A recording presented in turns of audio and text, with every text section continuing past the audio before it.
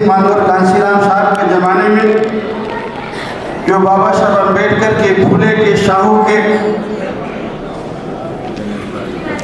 भगवान बिरसा मुंडा के, संत राम बीए के, संत गाड़गे के, अवंतीबाई लोधी के,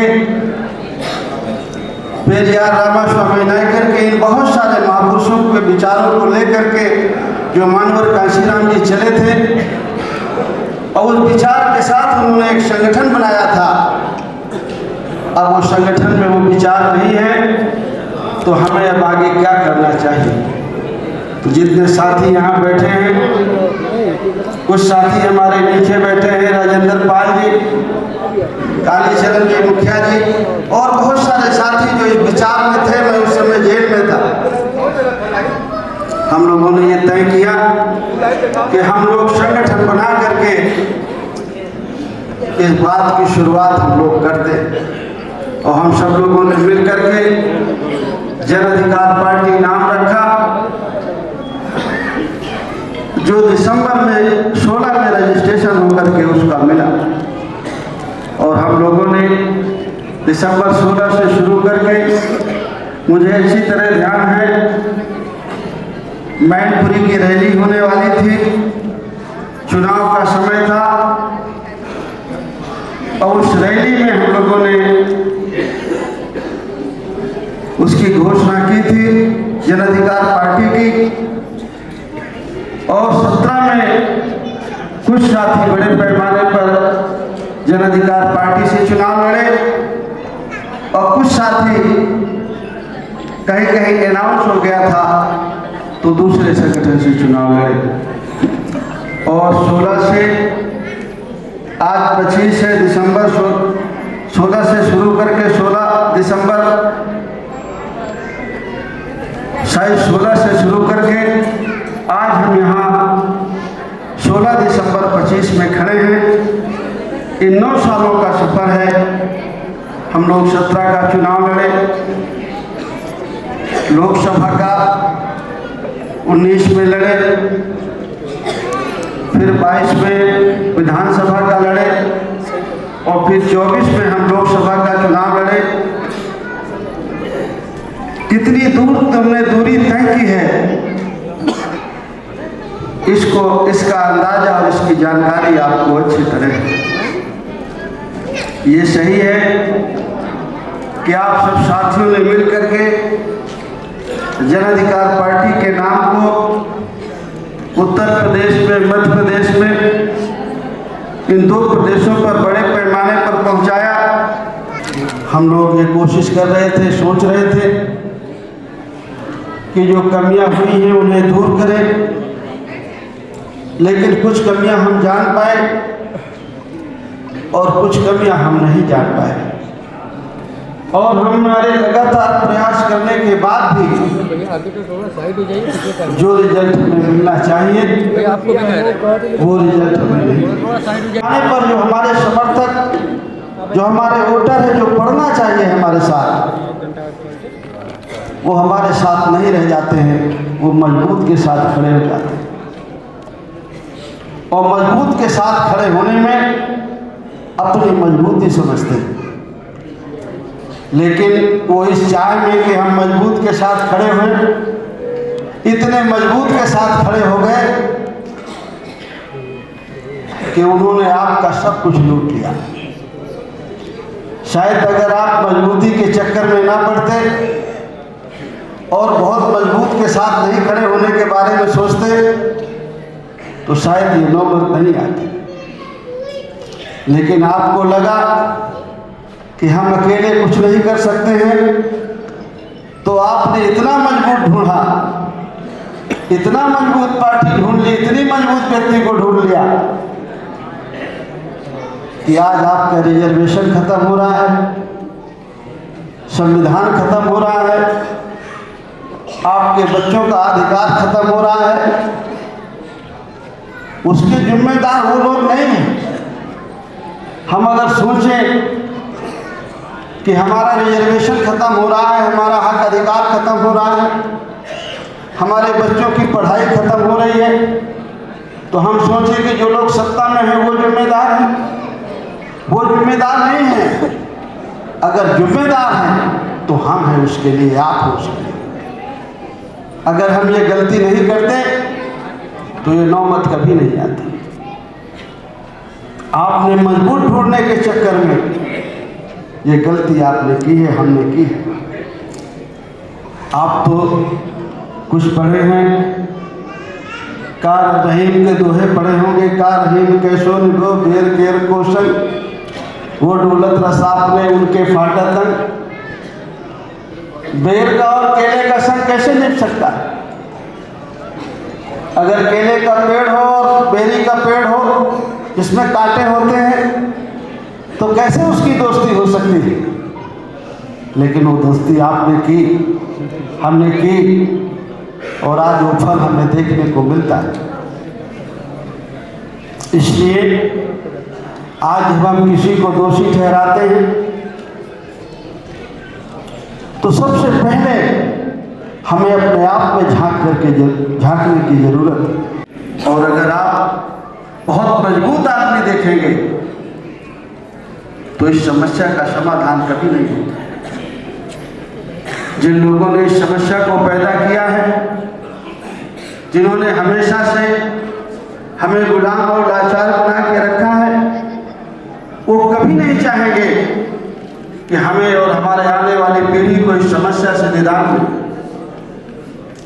हमारे बारे में तो वही सोच सकते हैं जो हमारी तरह पीड़ित है, चाहे वो जातिवाद से पीड़ित हो, गरीबी से पीड़ित हो, हक अधिकार से वंचित हो।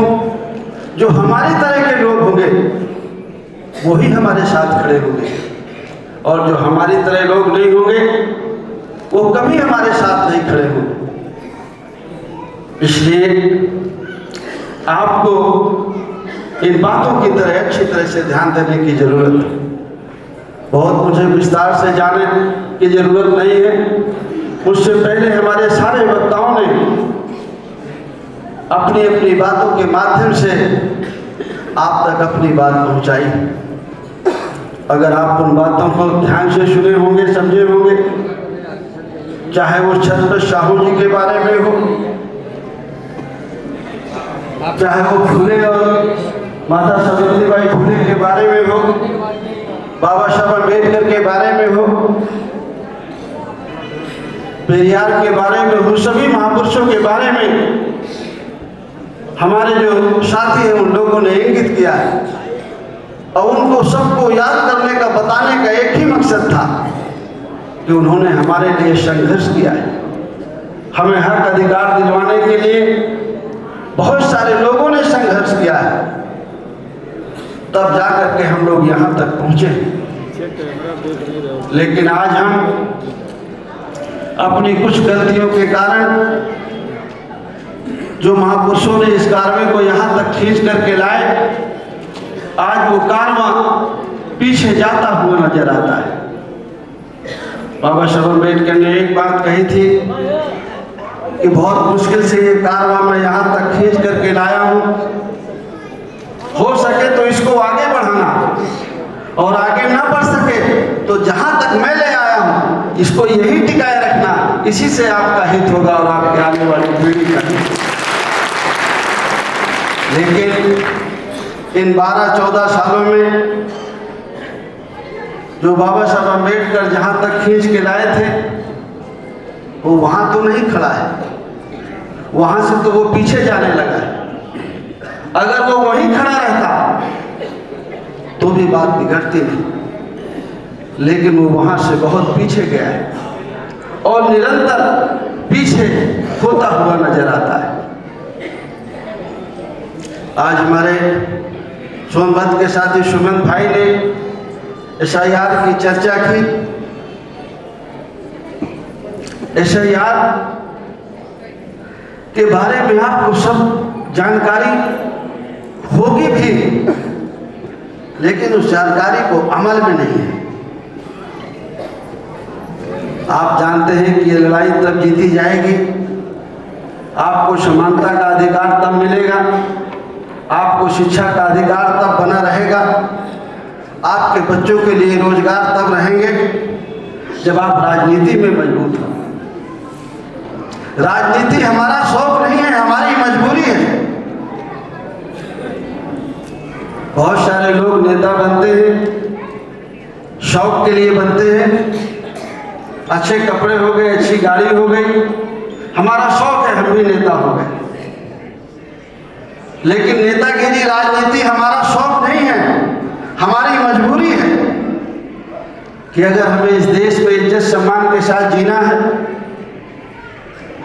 अपना हक अधिकार लेना है, हम चाहते हैं कि हमारे बच्चों की अच्छी जिंदगी हो, हमारी बेटे और बेटियां अच्छा जीवन जिए, तो वो तभी होगा जब राजनीति में हमारी भागीदारी हो। जमीन जायदाद है नहीं, और अगर जो है उसे बचाना है तो भी उसके लिए राजनीति जरूरी है। और राजनीति जरूरी है तो जो वोट का अधिकार मिला है उस वोटर लिस्ट में हमारा नाम होना बहुत जरूरी है। वोटर लिस्ट में नाम है तो आप इस देश के वासी हैं, और अगर आपका वोटर लिस्ट में नाम नहीं है तो इस देश के वासी नहीं है आप, तो आपका है क्या फिर यहाँ? जब आप इस देश के नागरिक नहीं हैं तो आपका है क्या यहाँ? फिर आपका घर, आपकी जमीन, आपका जायदाद जब आप है नहीं तो कैसे सिद्ध करेंगे कि ये आपके? तो चुनाव तो हारेंगे आप, लेकिन जो है उसे कैसे बचाएंगे आप? इसलिए सबसे जरूरी बात यह है कि आपका वोटर लिस्ट में नाम हो। जो जागरूक लोग हैं, पढ़े लिखे लोग हैं, उनके बीच में बैठिए, जानकारी हासिल करिए। आपका वोटर लिस्ट में नाम है तो जो आपकी सरकारी सुविधाएं हैं वो आपको हासिल होगी, और अगर वोटर लिस्ट में नाम नहीं है तो कुछ नहीं हासिल। तो जो फार्म एक तो जो होता है 3 की वोटर लिस्ट वो ले रहे हैं, और वो भी 2003 की वोटर लिस्ट पर जितने नाम थे वो 2024 की वोटर लिस्ट में नहीं है, उसका भी कम है। तो SIR फार्म जिनके 2003 में जिनके वोटर लिस्ट में नाम है उनके सबको नहीं मिल रहे। 2024 की वोटर लिस्ट में जिनके नाम है उनको SIR के फार्म मिल रहे हैं, और उसको चेक कर रहे हैं कि आपका नाम 2003 में है कि नहीं। तो अभी तो जो पुराने वोटर लिस्ट में नाम है आप उनके नाम यथावत रह जाए। जो आदमी बाहर चला गया है उसका वोटर लिस्ट में नाम बाहर हो गया है, जिनकी मृत्यु हो गई है, ठीक है, वो कट जाने चाहिए।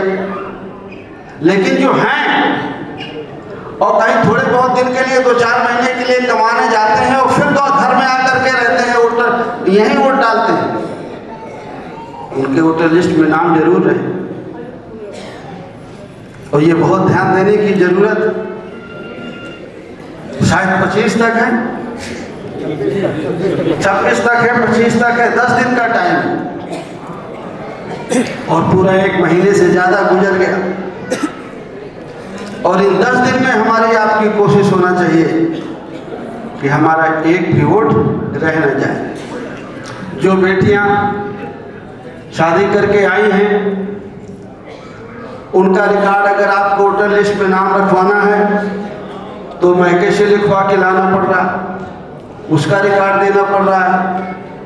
तो बहुत सारे साथी सोचते हैं कौन झंझट में पड़े, और ये छोटा सा झंझट नहीं झेल पाएंगे, तो जो आगे झंझट आने वाला है उसको कैसे झेलेंगे? आप भारत के नागरिक नहीं हैं तो फिर आपको नागरिकता सिद्ध करनी पड़ेगी कि आप कब आए, कैसे आए भारत। और आप नहीं सिद्ध कर पाए तो डिटेंशन सेंटर, अस्थायी जेल बनाएंगे, और जब तक नहीं सिद्ध कर पाएंगे तो जेल में रखेंगे। तो जब हम यहाँ इस देश के निवासी हैं तो हम थोड़ी सी मेहनत क्यों नहीं करते हैं कि हमारा नाम वोटर लिस्ट में आए? आज की डेट में मिनिमम 15 से 20% वोटर लिस्ट से नाम गायब हो रहे हैं और 4 से 5 लाख एक विधानसभा में वोट है।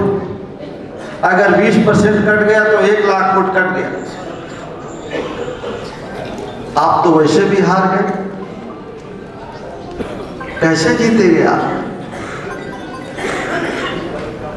पुराने जमाने में राजा होते थे, राजा का बेटा राजा होता था, लेकिन आज तो राजा बनाने की प्रक्रिया वोट से है। जिसको ज्यादा वोट मिलते हैं वो जीतता है, वो राजा बनता है। तो आपका तो 1,80,000 वैसे कट गया, तो लड़ाई तो आप कैसे जीत पाएंगे? इसलिए मैंने एक बात कही है और सब लोग सोचिए, हमारी बहनें भी बैठी हैं, बेटियां भी बैठी हैं, खूब हम सब लोग सभी धर्म को मानते हैं, पूजा करते हैं, अर्चना करते हैं। हमारा किसी धर्म से विरोध नहीं, हम सबका सम्मान करते हैं, सभी भगवानों को मानते हैं। और मैं आपसे सबसे कहता हूँ कि अगर आप किसी भगवान को मानते हैं, कोई किसी और भगवान को मानता है, तो आपका विरोध नहीं होना चाहिए। अगर आपका भगवान अच्छा है तो दूसरे का भगवान खराब कैसे हो सकता है?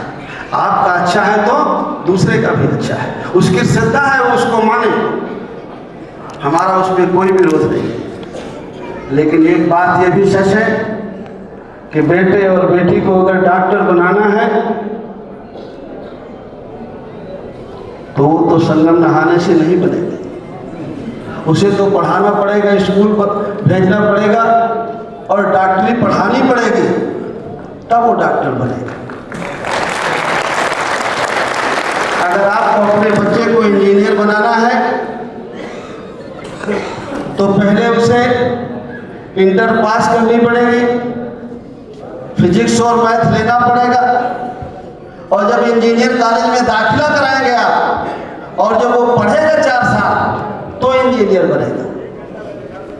आप और कुछ करेंगे तो इंजीनियर नहीं बन जाएगा। चाहे लड्डू कहीं लेके चले जाइए, चाहे लेटे लेटे जाइए, चाहे खड़े खड़े जाइए, लेकिन अगर बच्चे को डॉक्टर बनाना है, इंजीनियर बनाना है तो पढ़ाना पड़ेगा, स्कूल भेजना पड़ेगा। ये लड़ाई ऐसी भी नहीं है कि बहुत धीरे धीरे हम चलें, बहुत तेजी से चलना होगा, जिससे हमारा मुकाबला है। अगर वो प्रति घंटा 10 किलोमीटर की रफ्तार से चल रहा है और हम सोचें कि हम 1 किलोमीटर की रफ्तार से चलें तो हम 9 किलोमीटर तो वैसे हर घंटे पीछे रह जाएंगे। अगर वो 10 किलोमीटर प्रति घंटा है और पहले से हमसे आगे है वो हजारों किलोमीटर, तो हमें पहले का हजारों किलोमीटर कवर करना है और ये 10 किलोमीटर कवर करना है। तो जब हम 20-30 किलोमीटर प्रति घंटा चलेंगे तो पीछे का कुछ कवर करेंगे और इस रफ्तार को कवर करेंगे तो भी हमें कवर करने में बहुत दिन लग जाएंगे, जल्दी कवर नहीं होगा।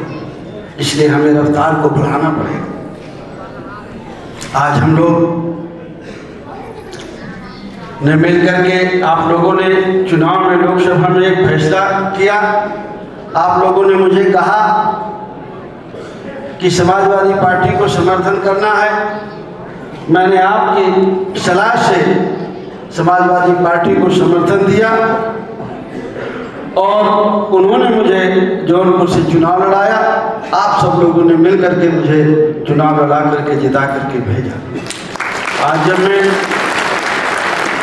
समाजवादी पार्टी से जीत करके गया हूँ, उन्होंने मुझे अपने संसदीय दल के उपनेता भी बनाया है। लेकिन अगर आपको गरीब और कमजोर की लड़ाई लड़नी है तो आपको अपनी मजबूती लानी पड़ेगी। आपको दिखाई पड़ना होगा कि हम लोग गरीब और कमजोर की, किसान की, मजदूर की लड़ाई लड़ रहे हैं। हमारा जो नारा है एक समान शिक्षा का, हम उसके साथ खड़े हैं।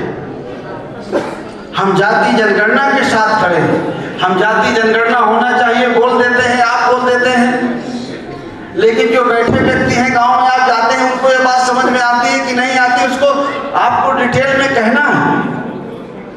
मैं तो इसलिए बोल देता हूँ या साथी बोल देते हैं कि भाई हम चाहते हैं कि जाति जनगणना हो, क्योंकि मुझे लगता है कि आप समझ लेते हैं। लेकिन फिर भी मैं उसको थोड़ा सा डिटेल करता हूँ कि जाति जनगणना का मतलब ये है कि जिस जात की जितनी आबादी है उसकी गिनती हो जाए। अगर 100 जगहें हैं और 100 आबादी है, 100 में अगर पाल की 4 है तो उसे 4 मिल जाए, अगर मौर्य की 8 है तो 8 मिल जाए, जिसकी 10 है उसको 10 मिल जाए, जिसकी जितनी आबादी उसके हिसाब से उसे हर जगह हिस्सेदारी मिल जाए। ये बात समझ में आ रही है कि नहीं आ रही? तो ये बात जब आप कहेंगे नहीं आप जाति जनगणना होनी चाहिए, उसके हिसाब से हिस्सेदारी मिलना चाहिए, सुनने वाले को समझ में नहीं आ रहा कि क्या बोल रहा। आधे लोग तो ताली तब बजाते हैं कि बगल वाला बजा रहा है तो हम भी बजा देते हैं, कुछ बात अच्छी हो। उसे समझ में नहीं है कि क्या सही है क्या गलत है, तो उसके समझ में आए तो ताली बजाए, तो आपसे सहमत हो तो वो मजबूत रहेगा। अगर वो खाली किसी के कहने पे थोड़ी देर के लिए हाँ कर दिया तो थोड़ी देर बाद बदल भी जाएगा। इसलिए जहां जाइए तो अगर 10 लोगों के बीच में भी बैठिए तो आपकी कोशिश होगी, अगर आप बात अपनी कहने गए हैं, समझाने गए हैं, तो कह के आइए, समझा के आइए। 10 में से 5 मिलेंगे, 4 मिलेंगे, 1 मिलेगा। अगर 1 आदमी भी मिल गया आपको तो 1 आदमी भी बहुत है। आज हम लोग जितने लोग चाहते हैं वहां इकट्ठा हो जाते हैं। इलाहाबाद में हम लोग स्थापना दिवस मना रहे थे, हमें ये जानकारी नहीं थी कि यहाँ परमिशन नहीं मिलेगी, नहीं दी परमिशन। लेकिन अगर परमिशन दे देते तो मैं जानता हूँ कि आप बहुत सारे लोग इकट्ठा हो जाते। और ये भी आपको नोटिस देने लगे हैं, ये भी बहुत बड़ी बात है। आपको जानने लगे हैं, पहचानने लगे हैं, थोड़ा सशंकित है, परेशान है, तभी तो आपको रोकते हैं। अगर सशंकित नहीं होते, परेशान नहीं होते तो क्यों रोकते? ये भी शुभ है। संतों को कौन रोकता है? और ऐसा रोकना उन्होंने शुरू किया है तो ये बहुत अच्छी बात है। लेकिन इलाहाबाद है, हाई कोर्ट है,